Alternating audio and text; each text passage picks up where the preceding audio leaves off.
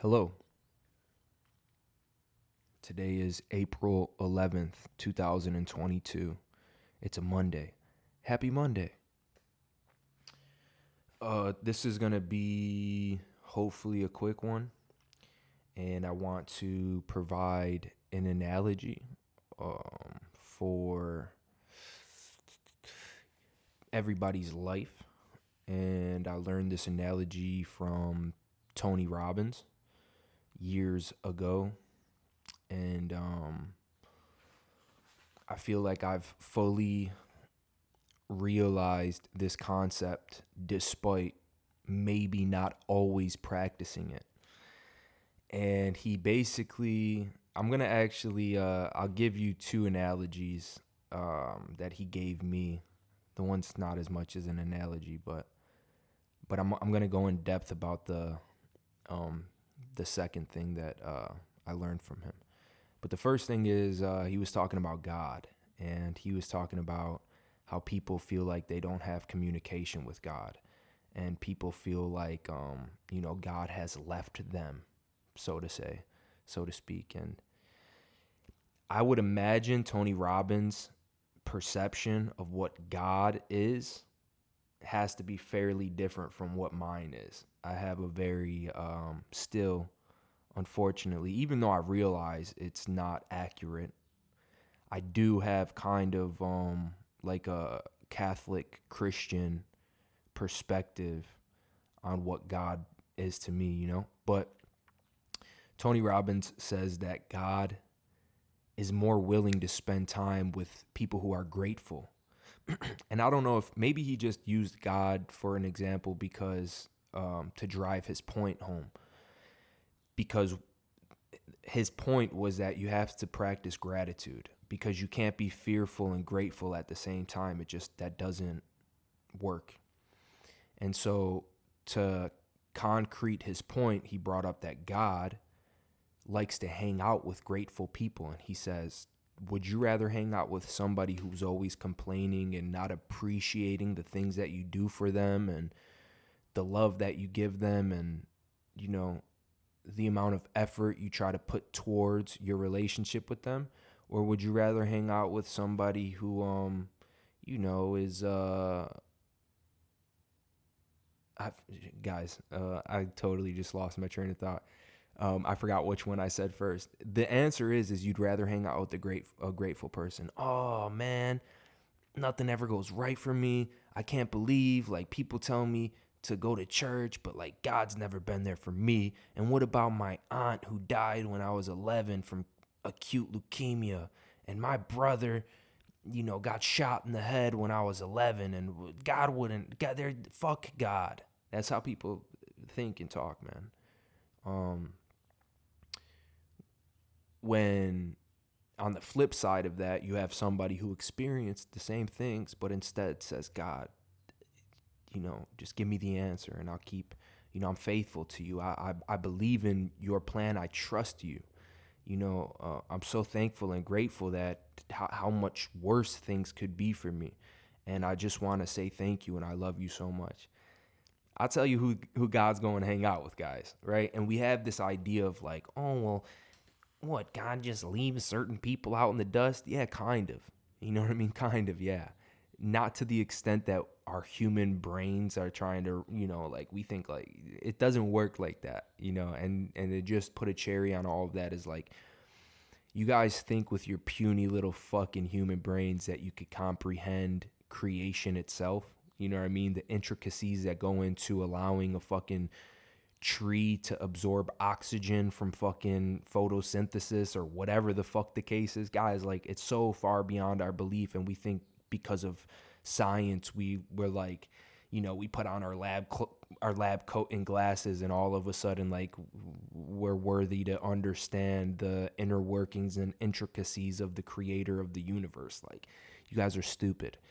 Scientists don't understand black holes. They really don't know what the fuck they are. God definitely does. So the next thing is Tony Robbins was teaching is that very, very, very small things make giant differences, which I can't believe I didn't think about this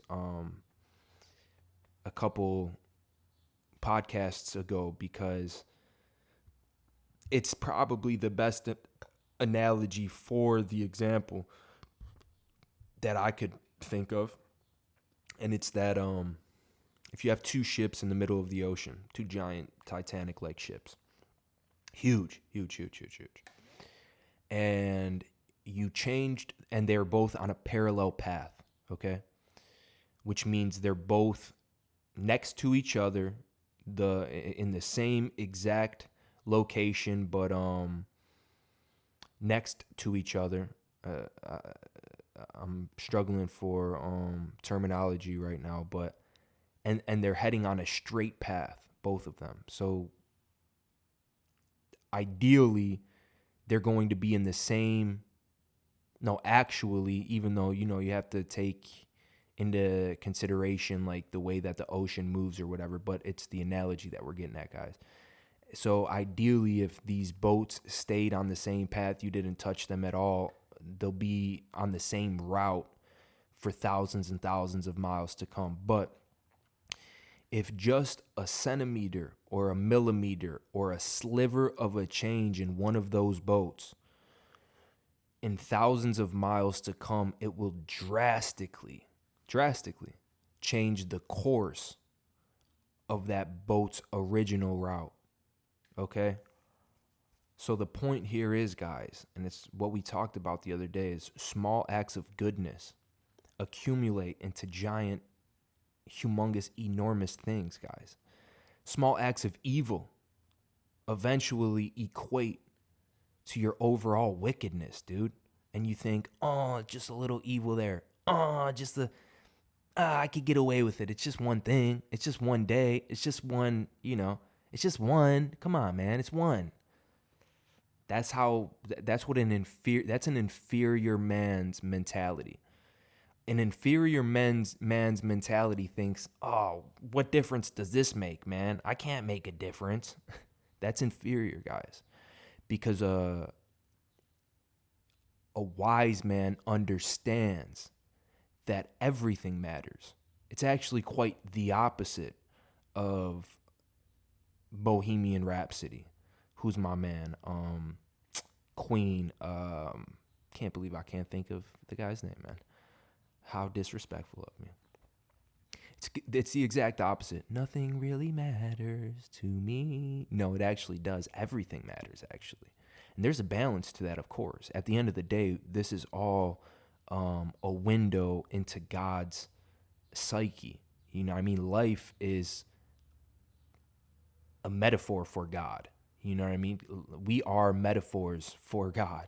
You know what I mean? For him to experience and learn more about himself. We get a window into his light. And I didn't mean to bring God into the conversation, guys, really. And honestly, I should probably I'll end up having to do another video, just because, the God freaks or the anti-God freaks are not going to like this. But at the end of the day, it's like you guys are very, very misguided. And it's not that, like, the problem is these narratives that we follow. And furthermore, it's like you take somebody who's like, oh, well, the Christians or the Catholics, when in reality their studies into these things are very, very, very minuscule, right? And even if they took, let's say, 2, 3, 4 weeks, dedicated all of that time every single day, 16 hours a day, slept for 8 hours and then just studied all day long for 2 weeks, that's not enough to have an understanding, guys. That's not enough to even peer into into the realm that these things come from. So it's like, we received the telephone game, especially my age. Things started to, I was born in 1995, so people started to, echoes. People started to echo and echo. And so it's like, that's nowhere near the original origin of the sound, right? You're receiving an echo, and then somebody's echoing the echo. It's like, do you understand what I'm saying? Even though that might not be the most logical thing to say. I guess. But so a lot of us like, oh, well, there's so many books. Yeah, well, how many of them have you read? Oh, well, I'm spiritual. Or all right, man, at least it's so long as you're spiritual. And even if you take it from a completely different perspective, like if you were to view it from a naturalistic point of view, it's the same shit, dude. Mother Nature is the equivalent to now God created Mother Nature, of course, but that's like you have to understand the intricacies of these things. Mother Nature is our God. If you want to follow science, right? Mother Nature created you through the atomic structure that comprises who you are to this day. Your mind, it allowed for consciousness to happen, right? And so that is the same thing as people who are so anti-God, and they really are anti-God. If you ask them, it's not like, oh, I really don't care about that. Let's talk about something else. It is, they do want to give their opinion. Oh, well, a bunch of fucking crazy mother. So that in and of itself to me is like, a red flag of, well, if you really didn't care, you wouldn't be talking about it the way that you're talking about it. You kind of would just, maybe for the sake of conversation, you would say, hey, look, man, to be completely real with you, I don't really believe in that stuff, and I would prefer to talk about something else. But if you would like to talk about this, we could have a conversation about it, and I could play devil's advocate or give you my perspective as much as you'd like. But realistically, if you didn't ask me this question, I would never talk about it. That's a lot different from my experience with a lot of people. You bring up the conversation, and people can't wait to kind of like stamp their opinion in, right? It's like, oh, well, actually, there's many teachings of, well, how do you know one is the right answer? And so it's deeper than that, guys. And it's deeper than you have the ability to comprehend, because it's out of your comprehension in the same way that an ant is out of, we are out of the comprehension of an ant. And that right there, what do you call it? Like inductive reasoning or whatever. So if I was out in the woods and I saw a pile of shit next to some trackings of what appears to be a deer, I would conclude from that a deer has been through here.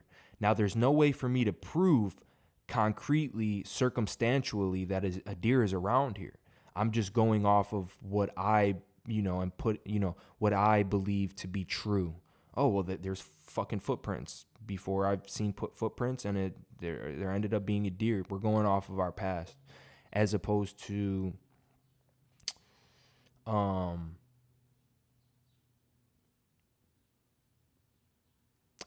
going off of our past as opposed to anything like tangibly concrete, to where we know, like, until you actually see the deer, you don't know whether or not the deer's fucking around.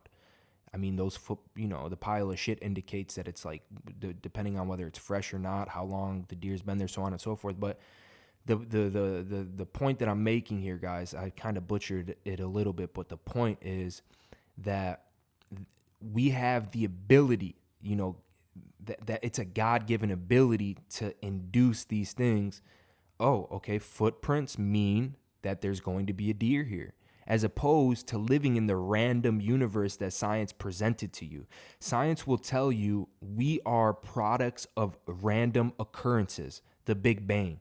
They consider that to be a random event, and they consider all of the things in life to be random, coincidental events. That's why people say nothing's a coincidence, or everybody says, that was a coincidence. What are you, fucking retarded?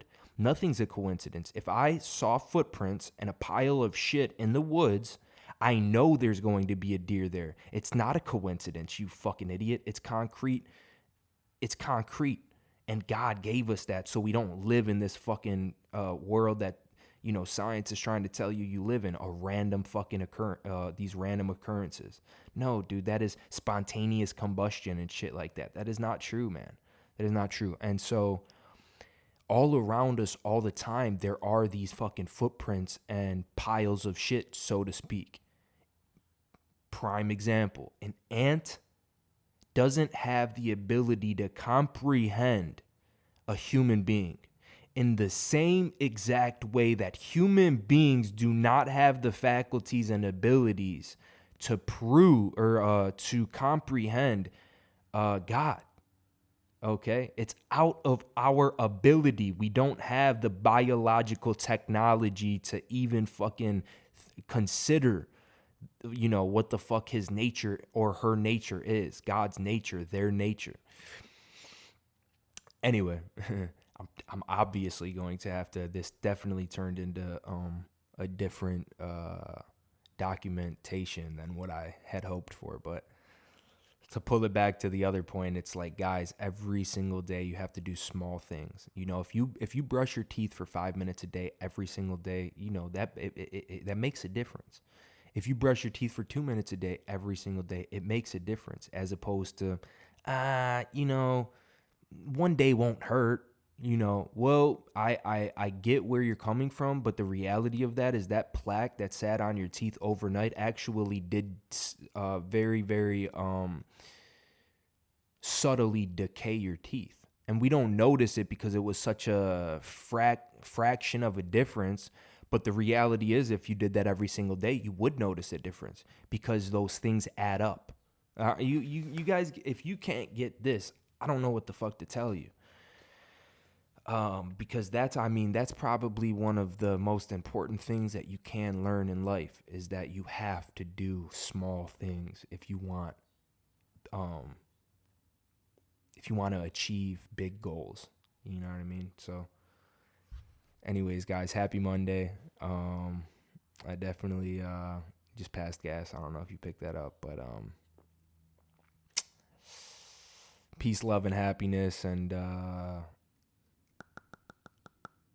lot of us are very, very ignorant, man. None of us are well researched nowadays. Like the mass majority of people in our country of America are extremely ignorant to what the fuck is going on, guys. You know what I mean? And especially me.